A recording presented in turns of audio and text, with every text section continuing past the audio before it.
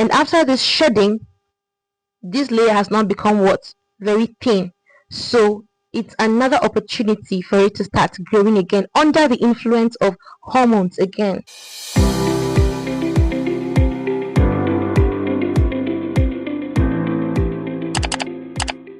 In that woman who ovulated but did not have sexual intercourse and did not get pregnant, I told you that the body absorbs the egg, okay?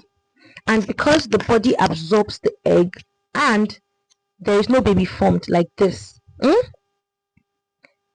this whole uterine wall that has been growing, undergoing changes to accommodate a baby inside, will now be disappointed. And that is why they call menstruation, some call menstruation, the tears of a disappointed uterus.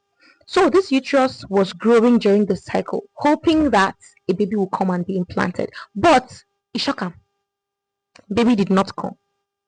So the body now begins to adjust. Hormonal events begin to occur also here. And it causes these walls to begin to shed down or break down. And the whole processes that occur to ensure that the wall, that's the inner lining now of the uterus, this lining, all the events that occur at that time are to lead the shedding of this wall so that this wall will now go out, okay, because it's no longer needed. The endometrium is the wall or the inner lining of the uterus. That is what it's called, the endometrium. Endometrium. Okay, that's the inner lining of the uterus that usually sheds or washes away during menstruation because no pregnancy happened. Okay, so all the processes lead to the shedding of the endometrium, because when you pass blood as menstrual blood in your menstrual cycle, it is this wall that is coming out. That's dead tissues, cells, blood, and all that. So they come out through the vagina and you see it as menstrual blood.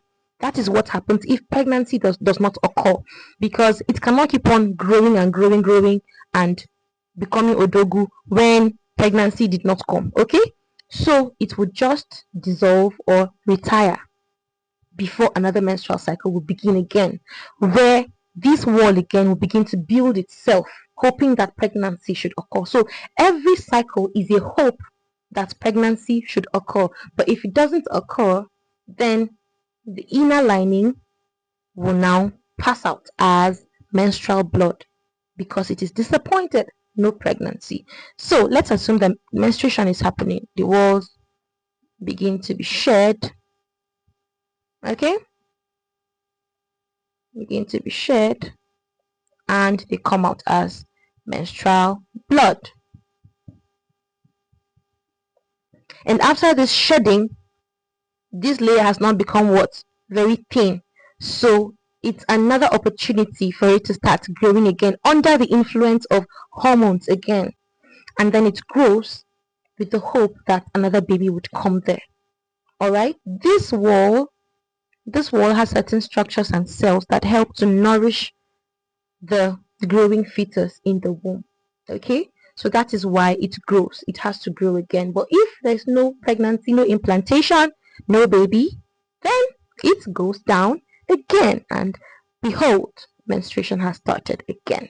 Note that this endometrium, that's the inner lining, just like the wall of the uterus itself, has different layers. Okay, this endometrium is just one of the layers of the uterine wall. Okay, this endometrium itself also has layers, and the layer that is more superficial, that is the one that is shed.